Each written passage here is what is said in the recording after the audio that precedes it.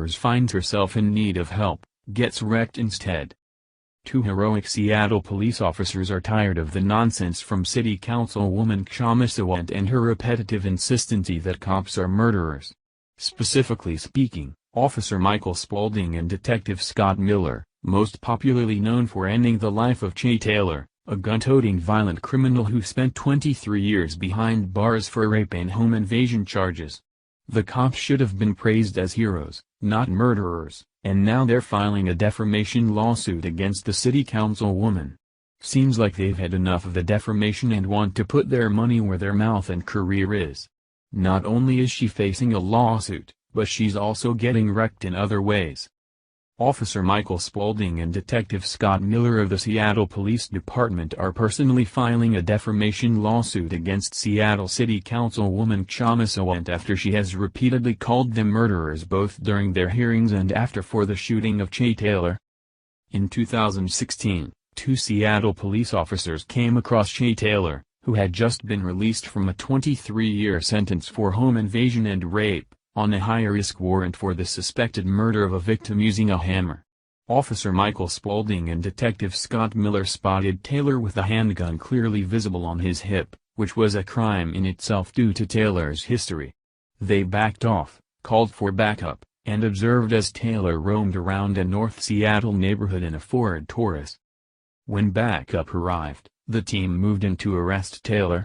Taylor appeared to be compliant until he got down on his knees. According to the report, the two police officers said they felt they had no choice but to shoot Taylor. They claimed they feared for their lives when Taylor got down on his knees and reached for what they believed was a gun. When Taylor went to his knees, he was no longer in sight of the police dash camera since he was behind his vehicle. Even though the cops did the right thing by calling for backup and then reacting when they feared for safety, Councilwoman Sawant still harbors hate towards the two officers. She accuses them of racial profiling, even though race really has nothing to do with this. When a criminal released from serving rape and home invasion charges has a gun, and he's legally not allowed to have a gun, then one must fear for their safety. Instead of getting away from the crime life, the guy already had a gun? How does one who just got out of prison find a gun before they find a job? What was the intent and purpose of Che Taylor illegally possessing a gun right after his prison sentence?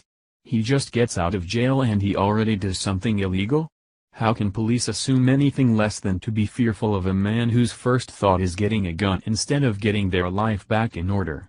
How do cops know if this man was on his way to get revenge on someone?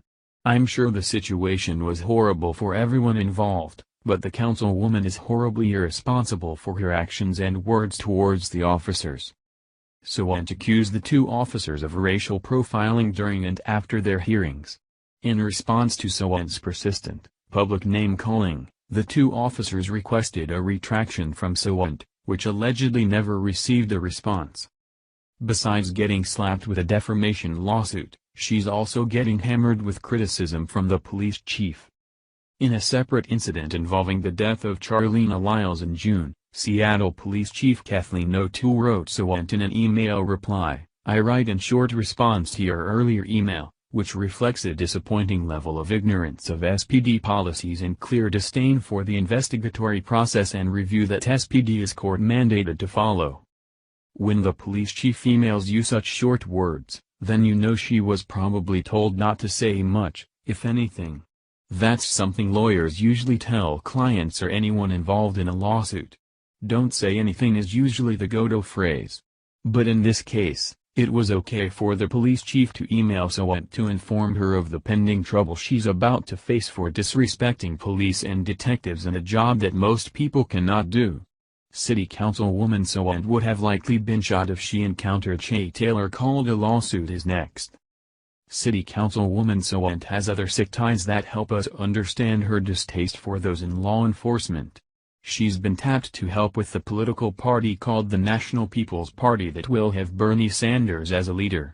They're claiming to be the third political party, which seems like more proof that socialist Bernie Sanders is still bad at math.